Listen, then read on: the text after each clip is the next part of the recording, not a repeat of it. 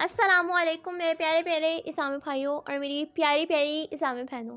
آج ہمارا موضوع ہے رمضان احادیث۔ میرے پیارے پیارے اسلامی بھائیوں اور میری پیاری پیاری اسلامی بہنوں، آج ہم اس ویڈیو میں رمضان المبارک کے متعلق احادیث مبارکہ سنیں گے۔ چنانچہ ام المومنین حضرت سیدنا عائشہ صدیقہ رضی اللہ عنہ سے روایت ہے، انبیاء کے سردار صاحب معراج صلی اللہ علیہ وسلم کا ارشاد بشارت بنیاد ہے۔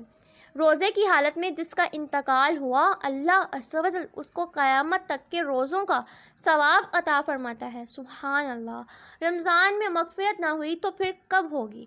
حضرت سیدنا انس بن مالک رضی اللہ عنہ فرماتے ہیں کہ میں نے رسول اللہ صلی اللہ علیہ وسلم کو فرماتے ہوئے سنا، یہ رمضان تمہارے پاس آ گیا ہے، اس میں جنت کے دروازے کھول دیے جاتے ہیں اور جہنم کے دروازے بند کر دیے جاتے ہیں اور شیاطین کو قید کر دیا جاتا ہے۔ محروم ہے وہ شخص جس نے رمضان کو پایا اور اس کی مغفرت نہ ہوئی، کہ جب اس کی رمضان میں مغفرت نہ ہوئی تو پھر کب ہوگی؟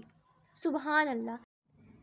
رمضان المبارک میں جنت کے دروازے کھول دیے جاتے ہیں۔ چنانچہ حضرت سیدنا ابو ہریرہ رضی اللہ عنہ فرماتے ہیں کہ رسول اللہ صلی اللہ علیہ وسلم نے فرمایا، رمضان آ گیا، برکت والا مہینہ ہے، اللہ عز و جل نے اس کے روزے تم پر فرض کیے، اس میں آسمان کے دروازے کھولے جاتے ہیں اور جہنم کے دروازے بند کیے جاتے ہیں اور اس میں مردود شیاطین قید کر دیے جاتے ہیں، اس میں ایک رات ہے 1000 مہینوں سے بہتر۔ جو اس کی بھلائی سے محروم رہا وہ بالکل ہی محروم رہا۔ استغفر اللہ۔ میرے پیارے پیارے اسلامی بھائیوں اور میری پیاری پیاری اسلامی بہنوں، شیاطین زنجیروں میں جکڑ دیے جاتے ہیں۔ چنانچہ حضرت سیدنا ابو ہریرہ رضی اللہ عنہ فرماتے ہیں، سلطان دو جہاں رحمت عالمیان صلی اللہ علیہ وسلم کا فرمان عالی شان ہے، جب رمضان آتا ہے تو آسمان کے دروازے کھول دیے جاتے ہیں، اور ایک روایت میں ہے کہ جنت کے دروازے کھول دیے جاتے ہیں اور دوزخ کے دروازے بند کر دیے جاتے ہیں اور شیاطین زنجیروں میں جکڑ دیے جاتے ہیں۔ ایک روایت میں ہے کہ رحمت کے دروازے کھولے جاتے ہیں۔ سبحان اللہ۔ رمضان شریف میں گناہ کرنے والا۔ سیدنا ام ہانی رضی اللہ عنہ سے روایت ہے، دو جہاں کے سلطان شہنشاہ کون و مکان صلی اللہ علیہ وسلم کا فرمان عبرت نشان ہے، میری امت ذلیل و رسوا نہ ہوگی جب تک وہ ماہ رمضان کا حق ادا کرتی رہے گی۔ عرض کی گئی، یا رسول اللہ صلی اللہ علیہ وسلم، رمضان کے حق کو ضائع کرنے میں ان کا ذلیل و رسوا ہونا کیا ہے؟ فرمایا، اس ماہ میں ان کا حرام کاموں کا کرنا۔